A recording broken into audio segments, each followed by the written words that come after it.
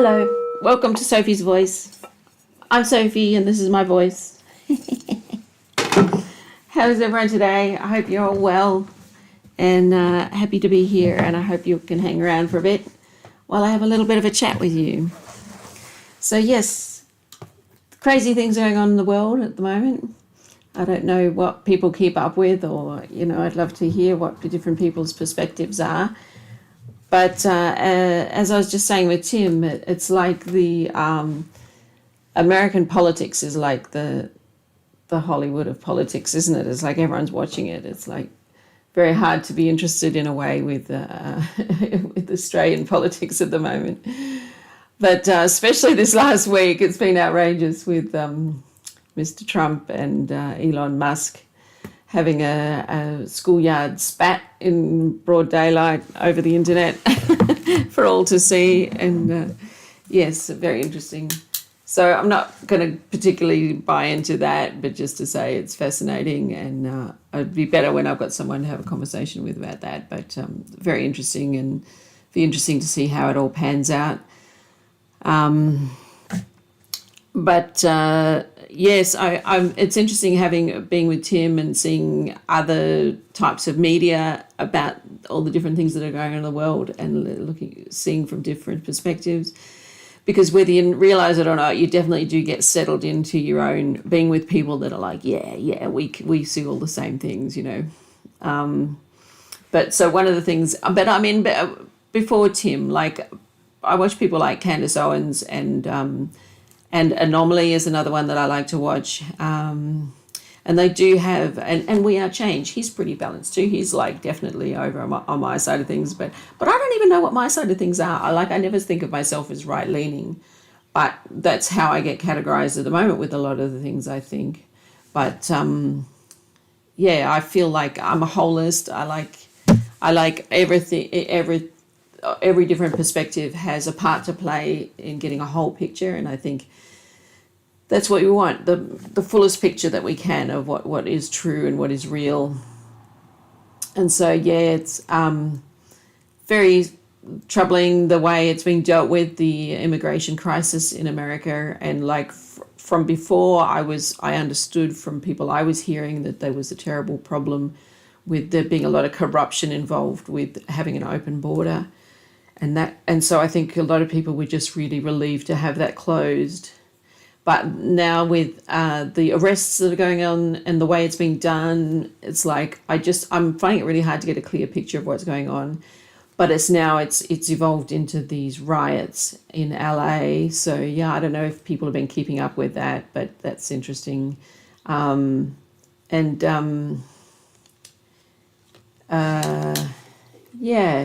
seeing the different perspectives, and I don't understand why more people on the sort of truther side of things aren't talking about, it looks like it's being handled really badly, the arresting people, just sort of ordinary people who have got families and jobs and doing it in a traumatic kind of way. It's what it seems to be going on, but nobody seems to be kind of justifying that or saying what's really going on from the other side. I don't know. So then it sort of feels understandable that there's protests and but then that protest that is probably intentioned to be like a genuine expression of something unjust is happening here, but unfortunately it's lit a bit of a riot situation, and so then that makes it look really bad because they're doing awful things and really rioting and burning cars and So it's a whole mishmash of things, and I just think, we got to keep listening to each other and keep wanting what's good, and don't get too defensive, and because it's easy to sort of take a side and get defensive and just see that. And we've got to be really compassionate and see everybody's side and understand that the whole picture is more complex, and that it serves nefarious leaders, particularly, the more the background kind of leaders, the deep state kind of players, it serves them to have people fighting with each other, and because where there's unity, there's strength, and there's a house divided against itself will fall, as we know from scripture, that And so the left and the right are all part of the same household. We're not separate. We're all part of the same household, and we've got to, I think, get better communication between each other, and more compassion to understand what each other are seeing, because it really is parts of a picture. And for any healthy picture, there's got to be space for all the elements. So the other thing I just wanted to touch on about the world events at the moment is Greta Thunberg. So since I've been a kind of conspiracy theorist, sort of right-leaning, apparently, truther kind of person, a lot of people on that side have been very nasty about Greta Thunberg.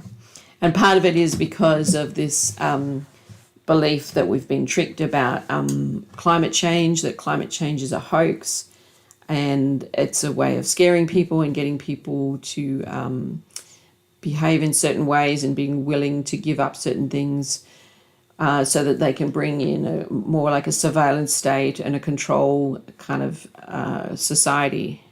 So from the truther side of things, you see that, and then so for whatever reason, like I think Greta Thunberg is a genuine person. Like she's always struck me that way. Before I sort of went down the rabbit hole, I thought she was sort of fascinating and impressive and kind of cool.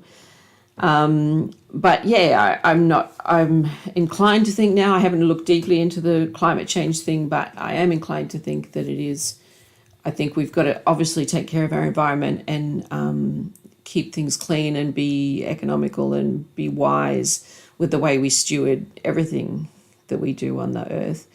And I want a society that's growing into that sort of space, but I'm concerned that it is something that is being used as part of an evil agenda, like a genuinely evil agenda. But so now it sort of transfers into, now we've got Greta Thunberg, who's just gone with a group of people, concerned people about the situation in Gaza, and they've gone on a boat, I think it's a yacht of some description, and they've sailed over towards Gaza to bring it's notably as it said, it's like a token amount of relief, obviously, for a huge problem, but it is trying to bring attention to a situation. So there's this awful situation in Gaza, which if you're just getting the news through Zionist controlled media, you're not going to have probably a fuller picture of that situation too, because there's been a lot of control to make people feel a certain way about what's going on there, and just sort of see that it's all just about Israel protecting themselves. But it's just becoming clearer and clearer to everybody, like everyone who's been holding on and hardline for Israel, because we've all been fairly well programmed to kind of be very protective of the Jewish people because of what happened in World War II.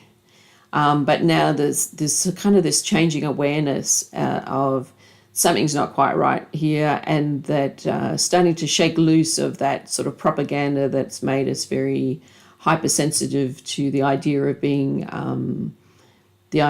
labelled anti-Semitic. That the Zionist lobby is different to the Jewish people, and that the Zionist lobby is an ideology. It's a ethno-elitist kind of system that, from what I can gather, is like behind the New World Order. Like maybe they're the kind of group that is behind it. I don't know. But there's a lot of Jewish people that are standing up to it and saying, this is not us, this does not represent us. And there's a lot of people who are not Jewish by birth who are being drawn into it, especially Christians, I believe, are being deceived into thinking this is somehow supporting God's covenant people, and sort of obviously not understanding the covenant that God has made through Jesus. That is the new covenant. So that is God's covenant people, those that are connected to him through Jesus Christ and his blood. So dear old Greta has gone off with these people. So we've been following it a bit dramatic last night. Oh, I don't know, like yesterday we got the news that the Israelis had come and rather gently taken them as what's the word I was going to say? Kidnapped. That was the words for it. But anyway, they've arrested them, so to speak, and so yeah, it's a dramatic situation, and it's a desperate situation for a lot of people that are watching this horrible kind of treatment of the people in Gaza. That is clearly revealing itself as what it's always intended to be, which is an ethnic cleansing, like just a cleansing of that whole area so that Israel can just take it over and rebuild it. And so, yeah, just destroying the people that are there mercilessly, pretty much at this point. But anyway, I won't get into that again. I think I've touched on it at different times, but yeah, I feel a bit embarrassed of the people on the truther side, on the what gets called far right now, whatever side I'm on. Well, I mean, like I say, I'm not really on any side. I just like information and to get to the truth, and yeah.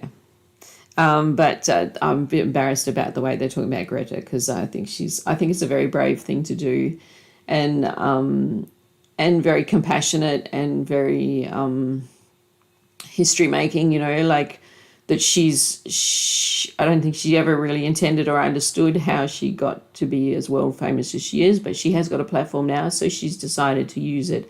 I don't think it's attention getting for her. I think she's quite a happy person to, I don't know a lot about her, but I don't get the impression she needs attention, but she gets attention.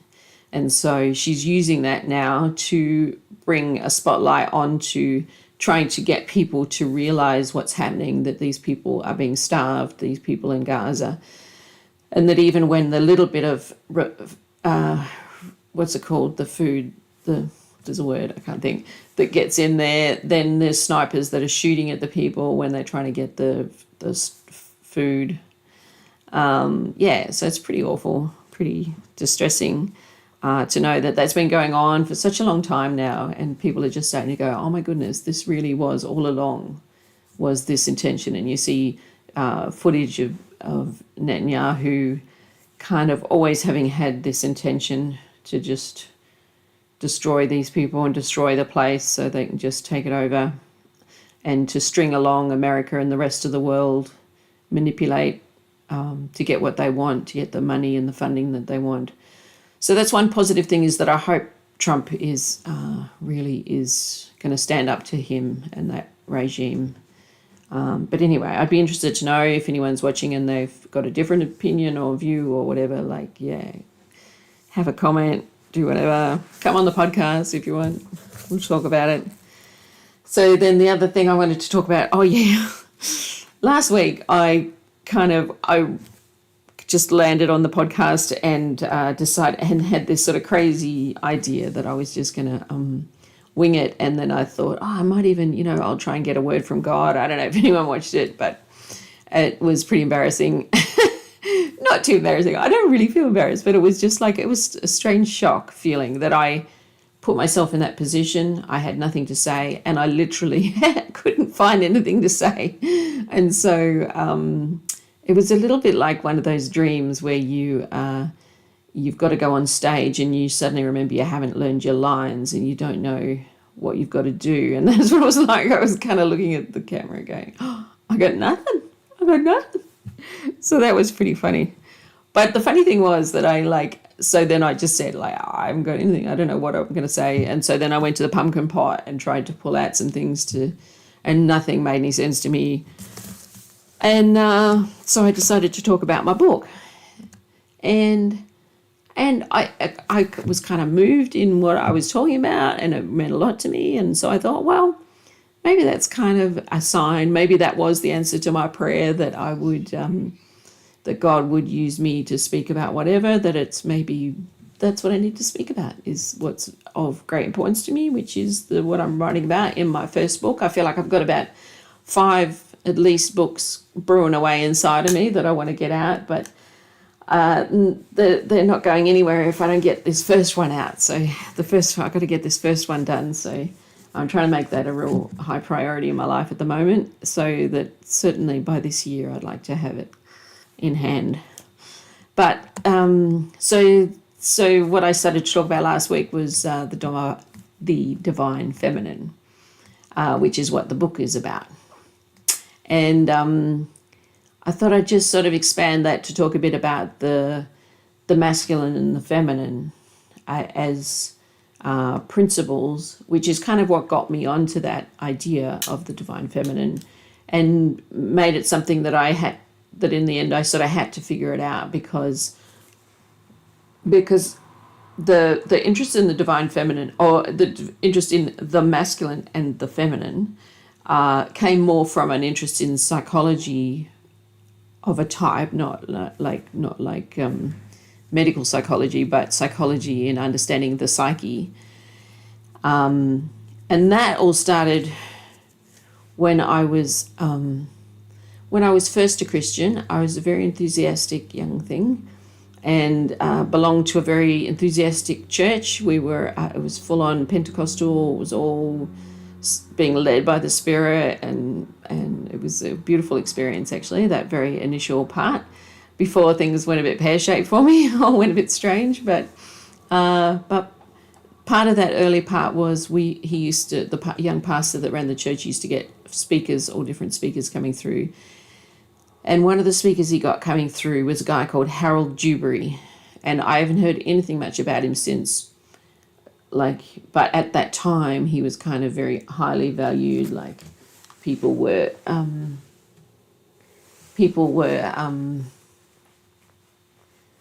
very enthusiastic about his ministry, and it was very exciting. And he really carried the presence of God in a really unusual way.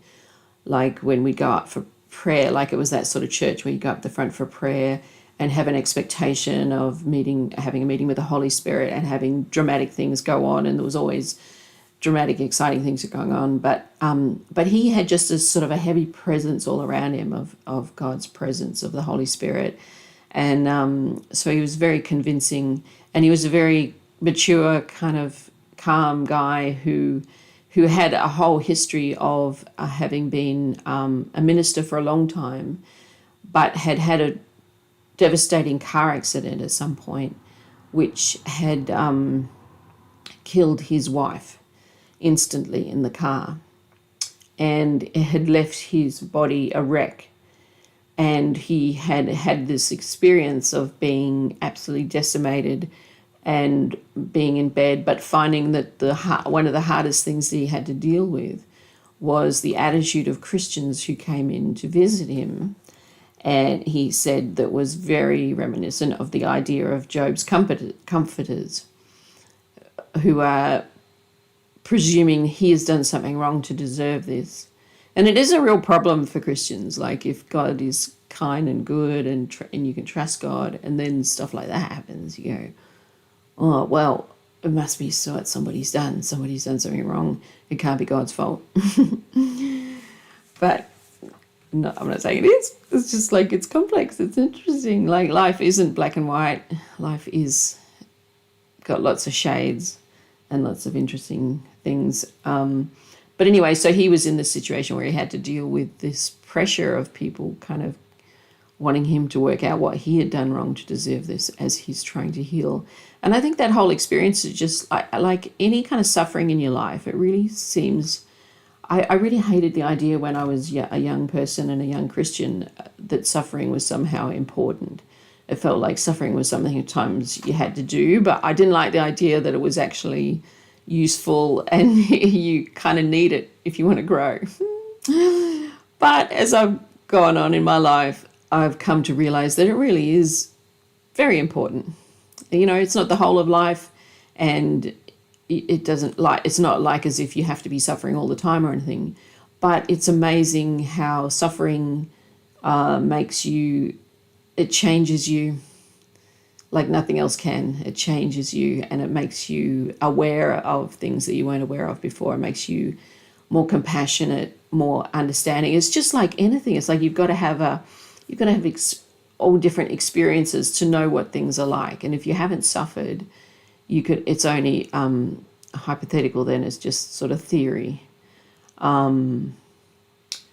So yeah, important stuff. So I think through that, he came out a very wise man. And one of the things he was teaching about was it was kind of like spiritual, but it was like psychological as well. And I really responded to that because I've got a family that's been very interested in sort of homespun psychology. When I say that, like obviously not, I don't mean psychology as in going through university and learning to be a psychiatrist or anything, but I feel like my dad, even though he's an atheist, he was fascinated with psychology. He was fascinated with philosophy and psychology and understanding the human psyche.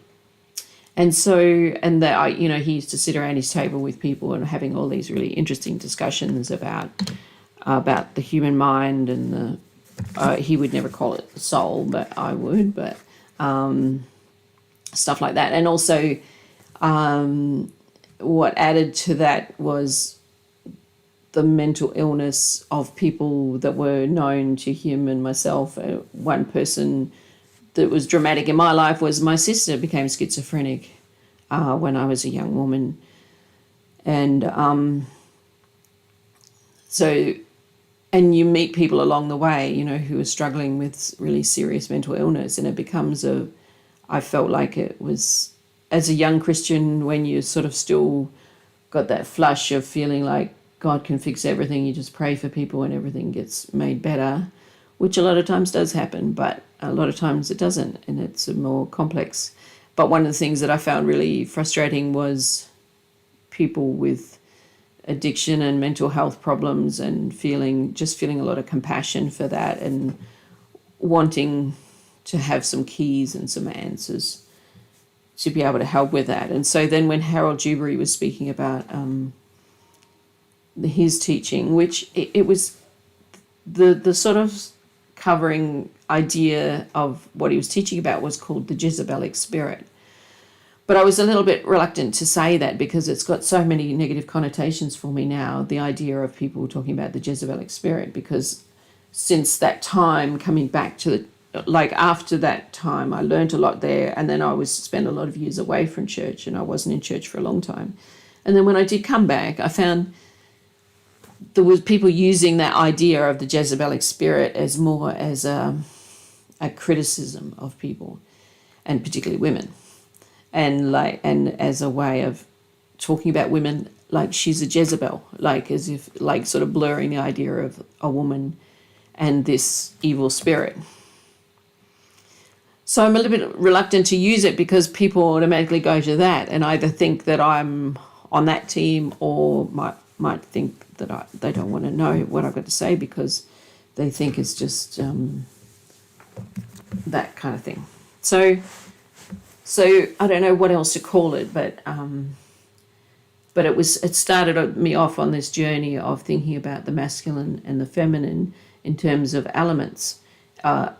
Or principles, or what do you call it? So we all know that we've got masculine and feminine within us, but this sort of clarified something, that instead of it being like a sliding scale, everyone's somewhere on that scale between masculine and feminine, this was much more, he was sort of putting forward this picture of that we have two parts to our soul that as they develop, one part needs to be modelled on a father figure and the other part is modelled on a mother figure. And this Jezebelic, what else can I call it? I don't know, this dynamic anyway. I need to get another word for it so I don't continually trip over that in my own feeling, because I've seen people, I don't know if Leonie's watching this from up in the hills, but it can be used that somebody I know who had a horrible situation in a church where, as soon as people got this idea that you can put a label on someone like that, like, oh, she's a Jezebel, then it can justify a lot of really bad treatment and really stupid things. And so, yeah, I don't want to be part of that, justifying any sort of treatment of people in any way. I'm only interested in the idea of healing, and one's own healing, one's own restoration of the soul, because I think that's the work we've got to do, is the restoration of our own soul, to not be looking at the speck in someone else's eye and worrying about getting them sorted out when we're carrying a lot of judgment and whatever, a log in our own eye. So his theory of this was, and it was through his own healing, and he and his brother had both been rabid alcoholics. And I don't know where that fit into him being a minister before his accident, but he was a very bad alcoholic, and maybe he'd gone dry, and maybe that's the idea, because usually the idea of an alcoholic is you're dry, and then if you're a real serious alcoholic, you can't touch alcohol, or or you'll just go down the slippery slide again. But once he'd gone through this revelation that he had from God in understanding this spirit, this Jezebelic spirit, I just have to call it that, I think, for this. Oh, I didn't bring any water with me.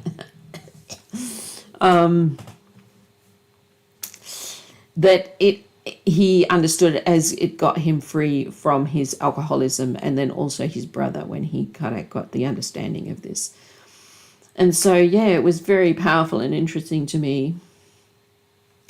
And so the idea was these two parts of your soul, one being modeled on your mother, one being modeled on your father, and the relationship between those parts being the health of your soul and the well-being of your psychology for things like mental illness and addiction and so on. And so this idea was that when this spirit, so it was like a spirit, and it is like in their thinking, I don't know how I understand it now, but it kind of makes sense that it wasn't like a spirit, like as in a demon that comes into a person's body. It's more like a what's the word for it?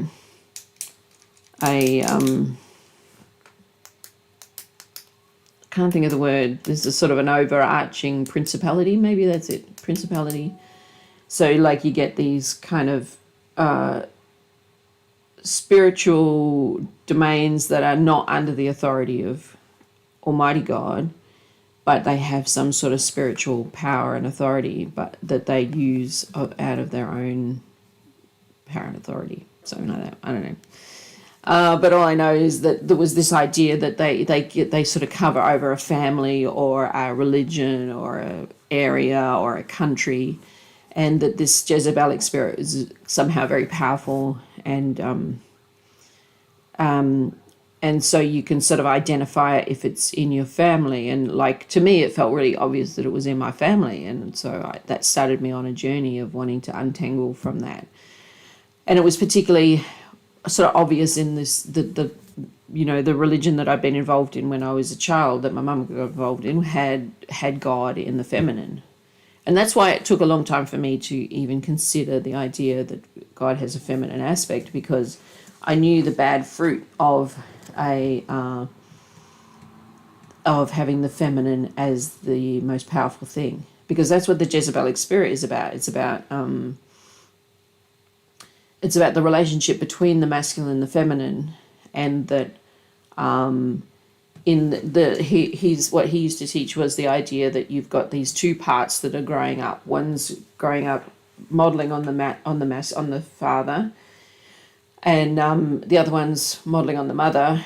But when the spirit is in the picture, it will cause something traumatic, and it might be just a very minor trauma in a child, just something that is distressing in some way, and it will shut down this. And I'm not sure why. As I'm saying it, I'm thinking, I haven't really, but anyway, it seems to be true, because I feel like that's what happens. So that shuts down, and then the part that's modeled on the mother, takes over that role. And then you get that, so that becomes also your model of the people going forward. Is you get men who are not fully active in their role properly. They're using their masculine power to fulfill their role, and the feminine, the women, are tending to lean into that masculine space and trying to fulfill that role, and usually kind of overburdened with all kinds of responsibilities, or with this spirit, like some women, and that's what these women that some people might call Jezebels, like, which I don't, but will become very controlling, and but it's coming from a sense of responsibility, I think, trying to make things right a lot of times, especially women in the church. So it's about getting free from these dynamics, and so that became my journey. Was, I think, learning to recognize the different parts of myself in the relationship they had to each other, and how to and following the Holy Spirit and learning how to untangle different things, and it's been a lifelong journey, really, in the end of the day, and not finished yet, but in a very different place than when I started in terms of my strength and confidence and faith, and but not that I feel kind of resolved and got it all together, nothing like that, but just it's more like I feel like I have this, like my faith is in a really healthy space, that no matter what happens to me now, like I don't, like the road keeps being bumpy, but I feel like I've got good shock absorbers now, and I've learned how to be able to manage myself, know how to take care of my emotions, and keep my mind really clear, keep my mind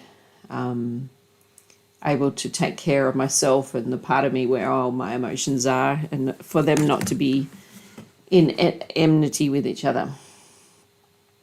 So I don't know how much further to go today. I think that's probably enough. I don't know how long have I been going. How long? I don't know. I think it must be getting... Oh, no, I started late, didn't I? But anyway, I think that's enough. People are so busy. It's hard to stick around and watch anything for too long, isn't it? I know. But anyway, so I would like to keep talking about that. And interestingly, Catherine, who comes in with me, she missed last month, but once a month Catherine and I get together, and Catherine had sort of felt like she wanted to talk about the divine feminine that I talked about last week, because she feels like has some issues with that, and she would like to kind of tease that out a bit. So hopefully that's next week. We'll probably touch on the world affairs a bit, I imagine, but then we'll get on to some of this stuff, maybe. See, yeah, because I think it's important, to work out if you have got issues with either the masculine or the feminine, and working out what the relationship of those are within you, because I do think that is the way everything is made, is that there is hot and there is cold, and that finding that meeting point, that marriage between them, is you find the space where life is successful. And it's a bit like that on all areas of life. If you're leaning to one or the other and trying to reject one or the other, everything gets out of balance, and life becomes difficult. So, all right, ding ding, school's out. All right, well, God bless you all. Shalom, and see you next week.